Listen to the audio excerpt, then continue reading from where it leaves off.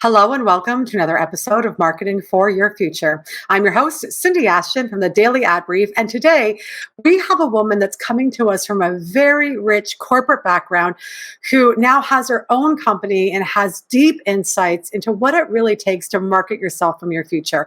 Please welcome to the show the amazing Gayle Keller, Chief Reinvention Officer.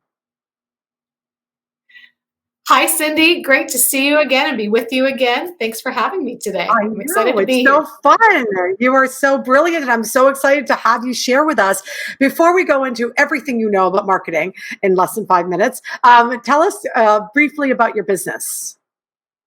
Yes, so I'm Chief Reinvention Officer of Gayle Keller LLC. I advise women and select companies and universities on gender inclusivity. When I work with women, and I'm a woman in tech, so I advise the STEAM industries, I advise a woman to empower herself to take calculated risks in her career to reinvent herself. Because compared to men, for better or for worse, either we don't take our risks or we mull them over too long and the opportunity passes us by. And so I want to empower women to take calculated risks in their leaps of faith so they can answer the strings that are pulling at their hearts.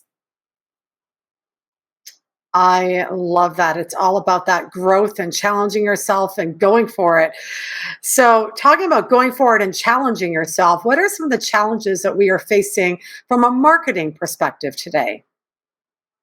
Yes, the challenges I see is we live in this work life integrated world. The myth is balance is a 50-50 scale. It's not, right? And we've seen that with the pandemic, the shutdown, and the pain points that we've seen since that shutdown. It's all about integration and how do we live more balanced and fulfilled lives when the lines are blurred. And so I see marketers reaching their consumers and their customers on their personal time.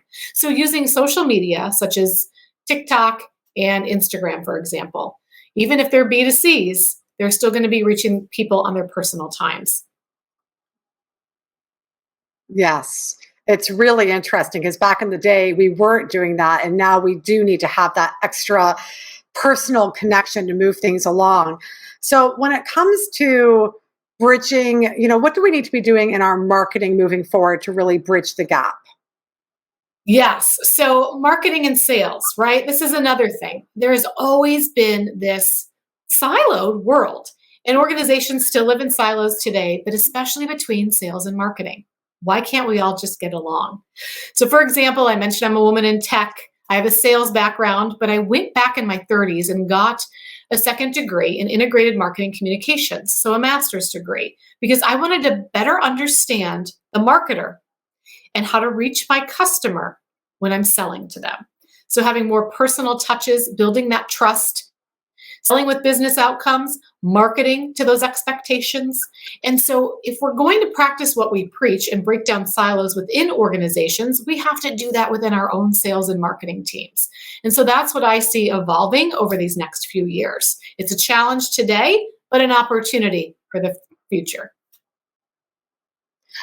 Yes, that makes a lot of sense because it doesn't make sense to be trying to sell something, but you don't know what the marketing perspective of those those pieces are that you're selling, and vice versa. It's really important to bridge that gap. And finally, where do you see the marketing trends going in the next 2 years?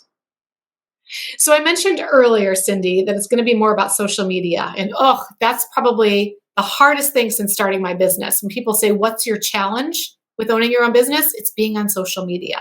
I am my brand and I don't really like social media, but I know I have to be there to not only generate my thought leadership, but reach my clientele as well. And so if we're going to be on this path to parity, especially in tech and STEM professions, where men still outnumber women, what do we need to do? We need to be better at marketing. And so not so much of that in-your-face marketing, having some subtlety to it, but start showing more women depicted in roles, not only just executive management, but all the way down to entry level, mid-level management on up. It's very important because if we're going to see it, we can become it. So there's still gender bias that exists today, crazy as it is. We're in 2022 and I mentor girls in college. And we're seeing the same thing, Cindy, that you and I saw back in the day. And so if Right. we're going to lock arms with men, which I don't think we leave men behind because there are men that uplift women, we also need to uplift men on our path to parity. So depicting more women in these roles where we can see them, we can become them.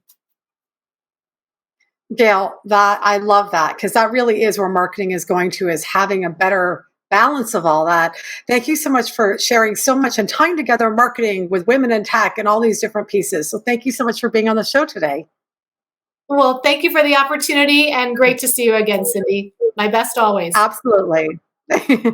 And for those of you watching, thank you for tuning in to yet another episode of Marketing for Your Future. If you would like to connect with Gayle, please go to dailyadbrief.com and we will see you on another episode very soon.